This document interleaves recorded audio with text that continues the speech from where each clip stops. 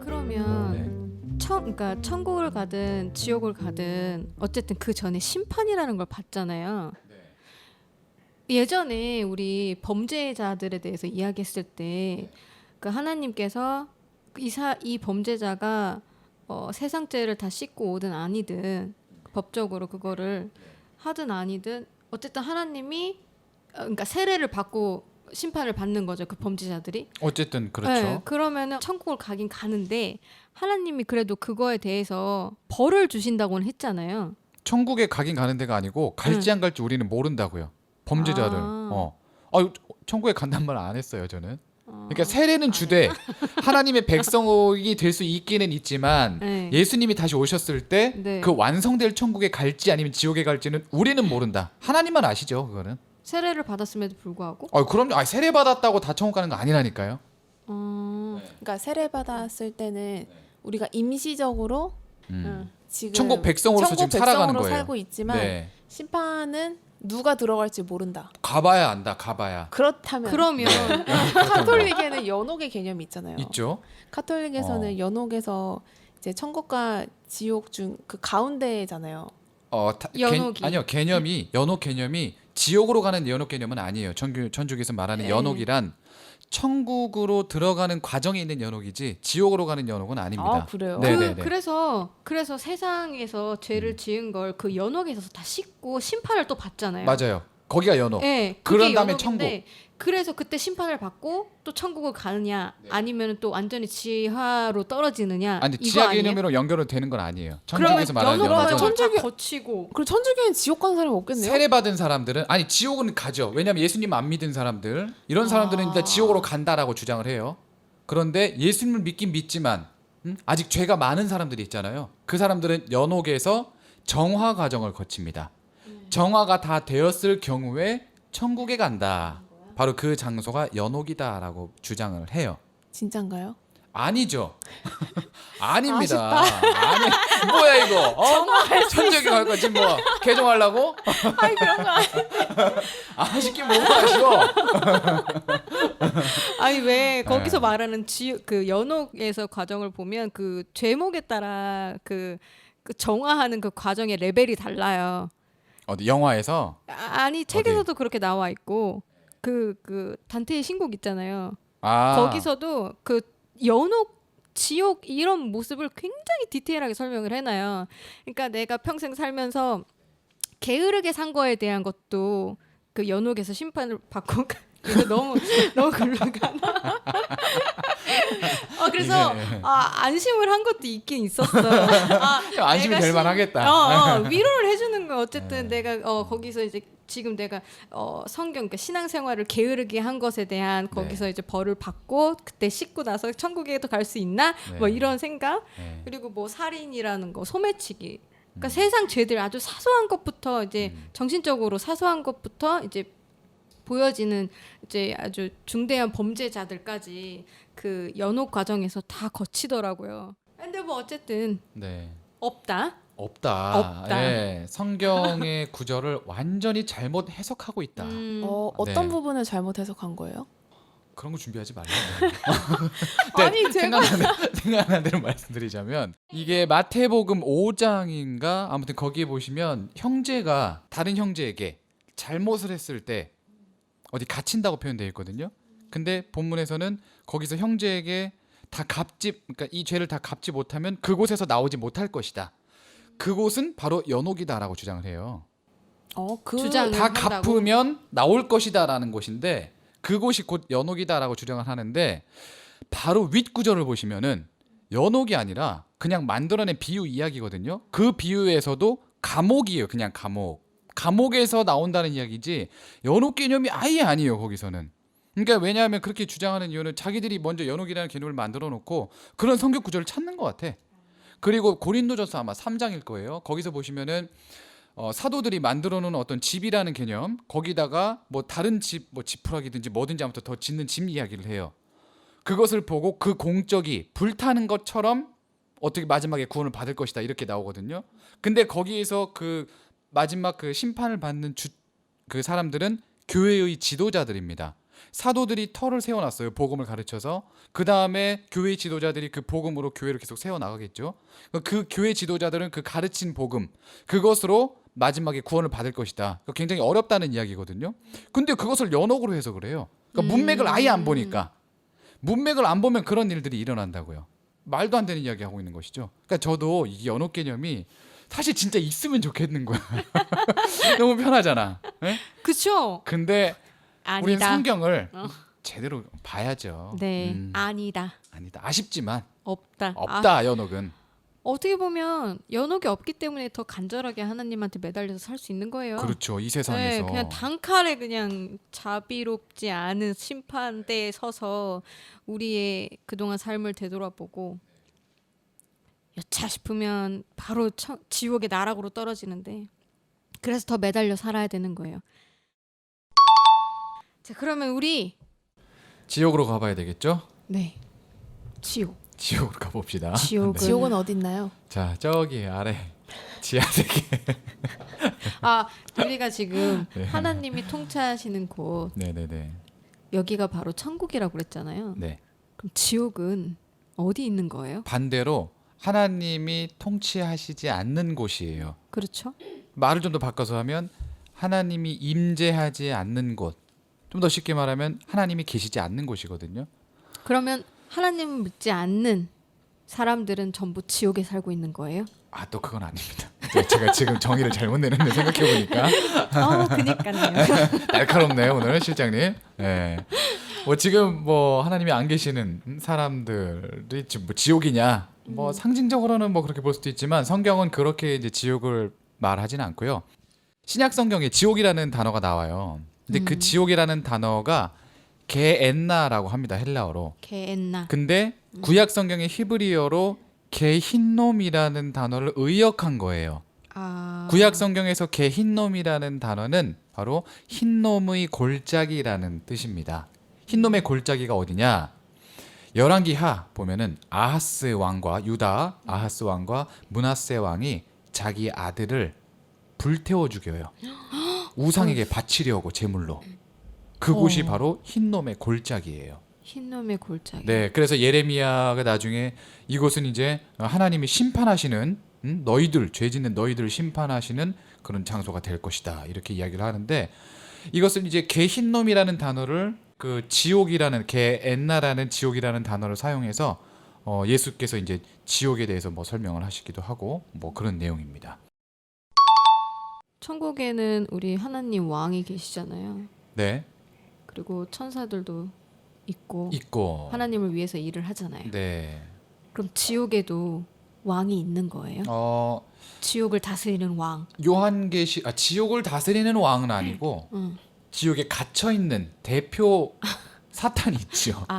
뱀. 왕 노릇을 하는 건 아니야. 그렇죠. 예, 요한계시록에서 말하는 이제 옛뱀이라고 하죠. 그 왕 노릇을 하면서 그 지옥의 왕의 졸개들이 사단인 거죠. 사탄들인 거죠. 사탄들이 이제 인간들을 유혹하고 미혹해가지고 계속 이제 세상 죄 속으로 빠져들게끔 만드는 그런 게 있나 해서.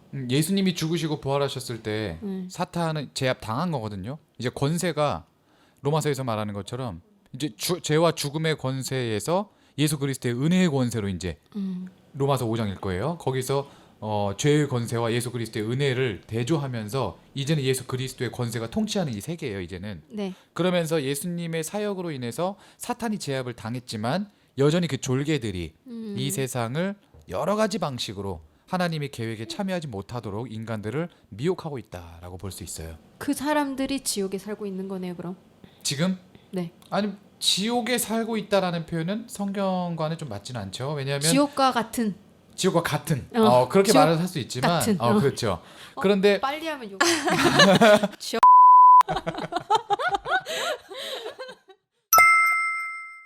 근데 성경에서 말하는 지옥은 현재적인 개념이라기보다는 예수님 다시 오셨을 때 나타나는 지옥이에요. 근데 게엔나라는 곳이 뭐 학자들에 의하면 예루살렘 남서쪽에 있는 쓰레기 소각장이라고 표현을 하기는 하지만 근데 요즘 학자들은 그 쓰레기 소각장이라고 주장할 만한 고대 근거는 찾기 어렵다라고 또 말을 하기도 합니다. 어쨌든 그 개흰놈이라는 이미지를 가지고 와서 예수님이 지옥이라고 표현하실 때는 마지막 때, 최후 심판 때 거기서 이제 영원히 영원성을 가진 형벌에 합당한 그런 고통 속에서 사는 곳이라고 신약 성경의 여러 가지 본문에서 그렇게 이야기를 해요. 뭐 구약 성경에서도 뭐 비슷한 이미지들도 있고. 그럼 그 사람들도 영원히 사는 거네요. 영원히 살아요. 영원히 네. 죄 속에서 그렇습니다. 죄값을 치르면서 그렇죠. 형벌을 받으면서. 그럼 보통 우리가 접하는 지옥의 이미지가 막 유황불이 있고 일단 불이 나타나요. 네, 용암이 네, 흐르고 맞아요. 그리고 제가 막 아까 말했던 드라마에 나오는 지옥의 모습이 깎아내리는 절벽이 사방에 있고 그 가운데 아. 이제 높이 솟은 절벽이 있는데 거기 가운데 지옥의 왕이 왕좌에 앉아 있거든요.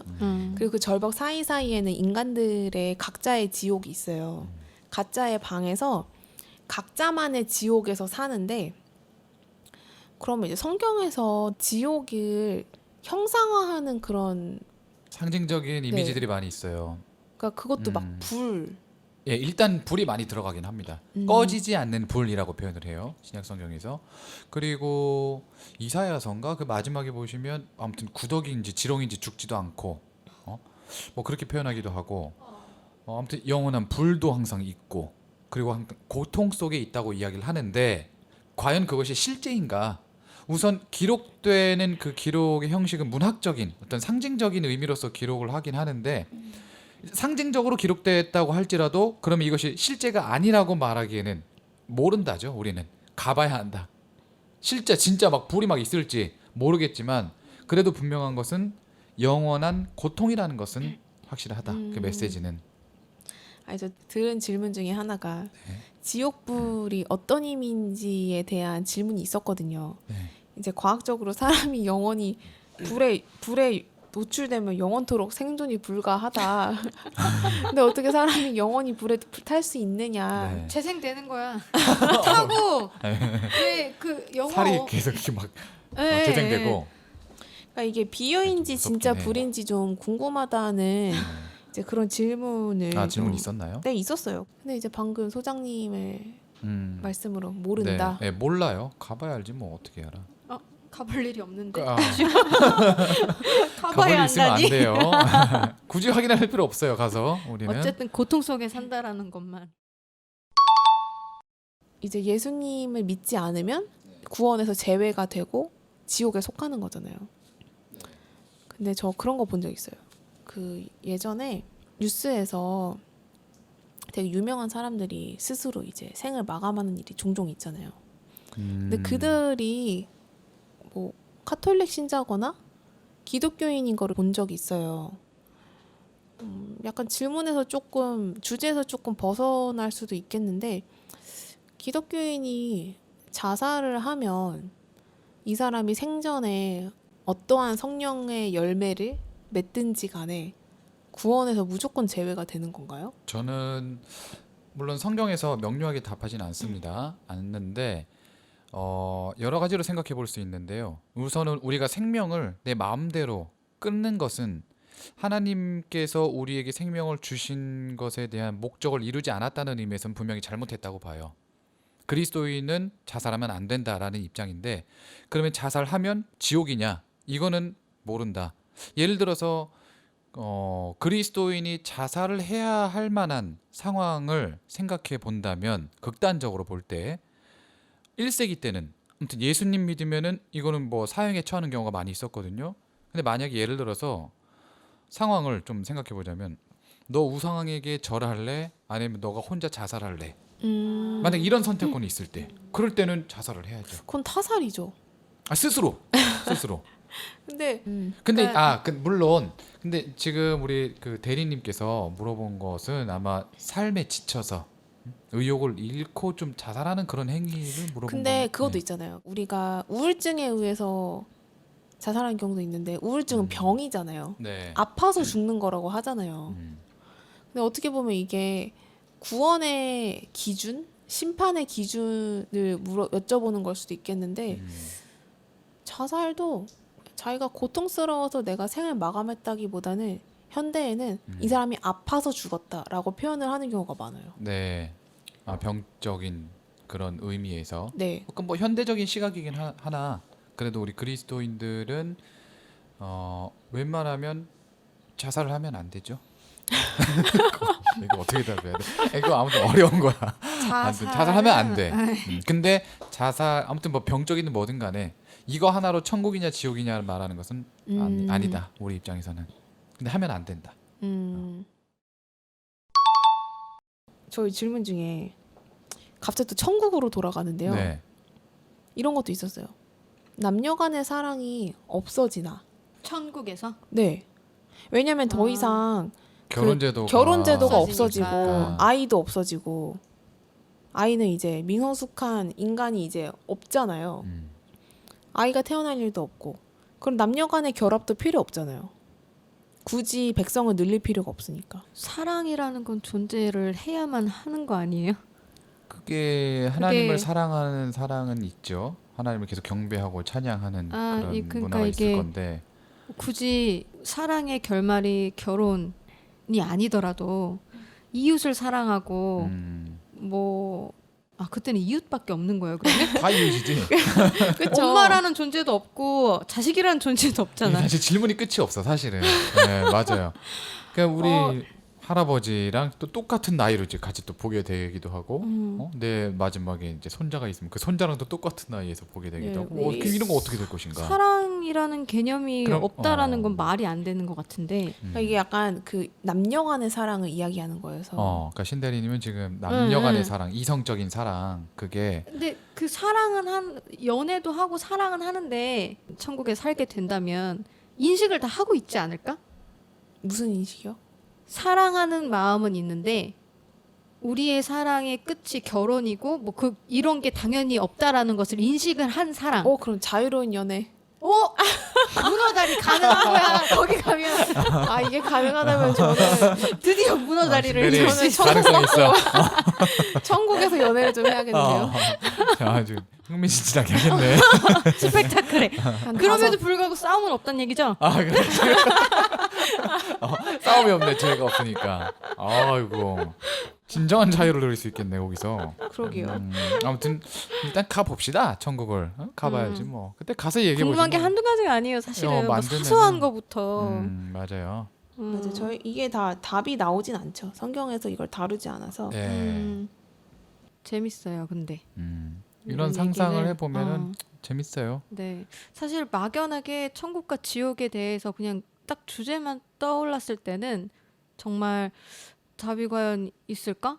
혹은 답이 있어도 그냥 당연히 있다라는 거. 하나님이 우리와 함께 하시니 이곳이 곧 천국이다. 여기까지? 이렇게만 생각을 했었는데 이런저런 얘기를 나누다 보니까 재미도 있고 조금 더 내가 상상했던 천국이 조금 더 디테일하게 그려지는 듯한 그런 게 없지 않아 있네. 저는 오히려 이렇게 구체적인 모습을 저희 소장님이 말씀해 주시니까 보통은 흰 옷 입고 천국 간다. 다 죽으면 예수님 요한계시록. 하나님 옆에서 우리는 행복하게 살 거다. 고통도 뭐 죽음도 없는. 근데 그게 되게 막연한 말이거든요. 맞아요. 근데 이런 식으로 되게 구체적인 삶의 네. 모습까지 말씀을 해주시니까 희망을 갖고 살아보도록 하겠습니다. 지금 희망을 갖고 5다리를 위해. 응원합니다. 더해 8다리로. 8다리. 그러니까 이런 건 사실 성경에 나와 있지 않기 때문에 어디까지나 상상력이에요. 상상력이지만 그래도 이런 상상력을 꾸준히 동원하면서 우리가 진짜로 이 하나님 나라에 대한 소망을 가지고 이 세상에서 그게 중요한 거죠. 그리스도인으로서의 사명감을 가지고 살아가는 게 진짜 그 힘이 되거든요. 가만히 있는데 갑자기 뭐 초능력이 막 생기는 그런 힘은 아니에요. 그리스도인들은. 그러니까 항상 이런 소망을 가지고 살아가는 것. 그리고 지옥에 대해서도 뭐 뚜렷하게 이런 곳이다라고 자세히 설명을 하진 않았지만 어쨌든 하나님이 계시지 않고 영원한 형벌이 있는 곳이기 때문에 네. 그 정도 차원에서 우리가 알고 하나님이 이 세상에서 우리에게 원하시는 것이 무엇인지 꾸준히 묵상하면서 함께 교회 공동체와 함께 이 세상을 좀 살아가시는 게 좋을 것 같습니다. 그렇게 해서 빛과 소금의 역할을 하는 게 우리 역할이라고 생각을 합니다. 마무리에 이런 말씀 드려서 너무 죄송한데 네. 그만해요 그럼. 하지 마. 천사. 천사. 네. 네. 천사 어떻게 하실 거예요? 천사 왜? 천사 있어요? 있죠. 막 우리 옆에서 보고 있어요? 아, 그 옆에서 보고 있는지는 아니, 모르겠는데. 막 다윗한테 다니엘인가? 다윗한테 천사가 다니엘. 가브리엘이라는 천사가 다니엘에게 오죠. 하나님의 소식을 전하려고 있으니까. 가브리엘이 아마 좀 하나님 어떤 그 영역에 있는 비서관의 역할을 하는 것 같아요. 소식을 전달하거든요. 그리고 복음서에서도 예수님 저기 갑자기 기억이 안 나네. 마리아한테 네, 나타난 천사. 네. 어. 걔가 걔래. 가브리엘 그분. 그분도 그분이라고 그래야지 뭐 어떻게? 그분인가? 네. 비서관이시니까. 그분이라고 해야지. 네. 그분도 미카엘은 칼 들고 있는 천사. 미카엘은 그 하나님 천군 천사 영역에서 제일 그 국방부 장관, 제일 힘이 센 싸움 잘하는. 그래서 그 다니엘서 보시면은 가브리엘이라는 말은 안 나오는데 이제 가브리엘이라고 해석을 하는데 그 천사가 와서 페르시아의 어떤 그 천사 때문에 내가 못 오고 있었다 너한테. 근데 미가엘이 도와줘서 내가 이렇게 나타났다. 제가 이런 아까 표현이에요. 그 쉬는 시간에 말씀드렸던 게 그거예요. 페르시아의 한 천사. 그러니까 그 아, 구절을 통해서 예전에 저희 옛날 목사님이 네. 아마 지역을 담당하는 천사들이 있을 수도 있다. 네네네. 그 지역을 관장하는, 그래서 그 지역을 다스리는 건 아니지만 관리를 하면서 그런 것들을 이제 하나님께 보고를 하고 그런 식의 일을 할 수도 있다. 그러면 천국이 왔을 때 각 동마다 동장. 네, 동장처럼 여의도. 네, 동장처럼 이제 천사들이 있는데 또 거기에 더 나아가서 수호 천사라는 것도 어떻게 보면 터무니없는 상상은 아닐 수 있다. 그런 말씀하시더라고요. 근데 저도 저는 그렇게 생각해요. 그게 되게 재밌었어요. 그래 옆에 그럼 내가 하는 일 다 보고 있었어. 보고 있었죠. 민망하죠. 그러면 아 너무 민망해. 다 알고 계시는 거야 그러니까. 다 보고가 되는 거지. 만약에 천사가 있다면. 아 죄송해요. 자꾸 또 질문이 생각이 나서. 그래요. 해야죠. 저희 심판 받을 때 네, 심판 받을 때. 심판 받을 때 제가 가장 두려운 건 뭐냐면 하나님 앞에서 심판 받는 건 괜찮아요. 근데 저의 그런 모든 잘못한 거를 다른 사람이 같이 본다면 저는 진짜 너무 고통스러울 것 같거든요. 그런 거 있잖아요. 이렇게 다 마지막 날에 걸려주니까. 나의 삶을 이렇게 필름처럼 이렇게 나열하면서 보통 심판 받는다 그러잖아요. 약간 비슷해. 네, 나의 삶을 이렇게 쫙 비춰가면서 너 이럴 때 잘못했고 저럴 때 잘못했고 이런 식으로 그런 이미지가 있잖아요. 근데 저는 하나님만 저를 보시는 건 괜찮단 말이에요. 하나님 앞에서만 바짝 엎드리면 되니까. 죄송합니다. 죄송합니다. 정말 죄송합니다. 이렇게 하면 되는데 다른 사람들도 나의 그 모습을 보고 있다? 와, 그러면 저는 그게 가장 두려워요. 민망하긴 하겠다. 네. 그래서 지금도 손이 발이 되도록 매일매일 회개를 하거든요. 네. 과거에 한 번 회개한 것도 부족해서 맨날 회개해요. 생각날 때마다. 근데 한 번 회개는 영원한 회개 아니잖아요. 회개하는 삶, 회개하는 기도 좋습니다. 계속 좋은 건가요? 아니면 어리석은 행동인가요? 회개를 하고 똑같은 행동을 또 반복을 하면 근데 그게 어리석은 거지. 그게 전적이 좀 어리석은 있어요. 건데 그 전적이 한 몇 년이 있는데 한 20년 있다고 치면 최근에 좀 안 하기 시작했어요. 그럼 된 거야. 그럼 된 거죠. 그래서 회개가 좀 20년치 회개가 좀 부족한 것 같아서 20년치 회개. 계속 하고 있는 거예요, 회개를. 20년 더 해야 되겠네. 그럼 되나요, 목사님? 아니 이렇게 가르치신 적은 없고요. 우리 예배 형식에 보면 회개 기도가 있잖아요. 다 함께 그때 정말 진지하게 회개를 하고 우리 아무튼 그 삶의 방향과 우리 의지가 똑같이 잘못을 했던 것을 뭐 회개기도 하면 되지 뭐 그러면서 또 잘못하는 것은 이것은 고의적인 죄라서 구약에서는 되게 심하게 심판을 받거든요. 고의적인 죄가 되지 않도록 노력을 해야죠. 계속 지혜를 달라고 그렇게 기도를 하시고. 큰일 났어요. 또 말만 하면 큰일 났대. 예전에 그런 생각 한 적 있거든요. 네. 같은 실수를 저지르기 전에 에이 모르겠다 하고 이제 감정에 휩쓸려서 근데 그때 살짝 그 생각 하긴 했거든요. 회개기도 해야지. 잘못을 저지름과 동시에 회개기도 해야지를 같이 그러니까 생각했다고? 이거를 하면은 내가 회개를 해야 될 텐데. 근데 이제 감정 하면서 예, 예. 이건 혼나야지. 그 부분 조금 애매한데. 감정이 그걸 이제 확 이렇게 올라오면서 그게 안 되는 거예요, 조절이. 그래서 근데 항상 저지르고 나서 또 분노했구만. 또. 방에 들어가면 또 이제 후회. 분노했어. 이불킥 했구만 또. 그러니까 그게 와 이거는 평생 빌어도 모자르겠는 거예요. 평생 빌어도. 그래서- 근데 뭐 분노라는 게 또 합당한 분노가 있기도 해요. 분노 자체가 물론 좋다고 말할 수는 없지만 왜냐하면 우리 그리스도인들의 성령의 열매 성품에 관련해서는 항상 온유하고 친절하고 뭐 그게 이제 중심이기는 하나 뭐 바울도 분노했죠. 싸우고 욕도 하고 예수님도 뭐 분노하시기도 하셨고 세례 요한도 막 분노했고 그런 거 보면 좀 합당한 분노까지는 괜찮지만 뭐 이거는 대리대리 한 신대리가 80%는 그 합당한 분노가 아니었기 때문에 그렇게 아니었을 생각을 하는 확률이. 것 같은데 그런 분노 조절 중요합니다. 예. 그리스도인들 항상 이성으로 깨어 있으셔야 돼요. 말과 행동을 할 때 나의 말과 행동이 이 형제 자매들에게 유익과 덕이 되겠는가 이것을 항상 이성적으로 깨어서 생각을 하면서 조심조심 하게 해야 된다. 진짜 이럴 때는 이제 여기다가 막 박아놓고 살아야 되나? 내가 죄 지을 때 삐 막 소리 나게 하는 거? 아니요 이렇게 뭐 타투 같은 거 항상 이제 기독교인인 거를 음. 생각을 하면서 이런 데다 막 이런 데 여기다가 이렇게 할 거야. 믿음, 아니요 교회 교회. 목에다가 예수 불신, 지옥. 그거처럼 불신, 지옥, 예수 천국. 팔뚝에다가 예수 전국 불신 지옥 아니 써놓으면 그러니까요. 그냥 좀 웃긴 생각으로 한 적이 있어요. 타투라도 새길까? 약간 웃겨요. 그런 순간에는 그런 순간에는 진짜 까먹어요. 네. 그러니까 화내면서 깨달아요. 와 이렇게 지르다가 이거는 진짜 혼나야겠다.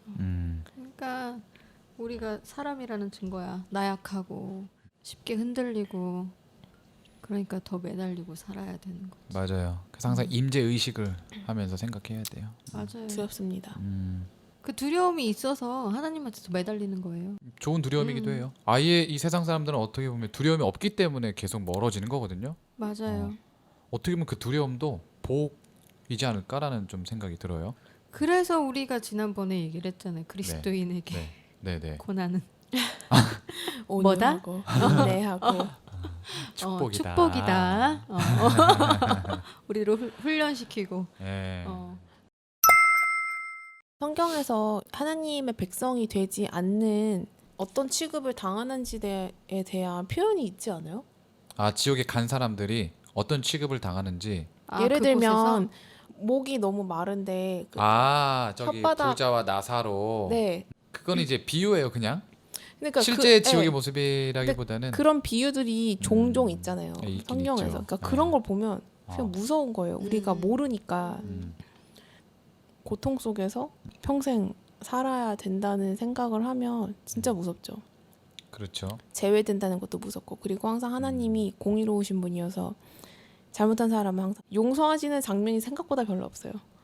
처벌은 항상 있거든요. 맞아. 엉덩이를 치고 용서할게라. 그러니까 용서를 하더라도 엉덩이를 치고 용서를 하신단 말이에요. 맴매 한번 하시고. 네, 근데 그 용서하시고. 맴매가 그치. 네. 맴매의 강도가. 말이 맴매지.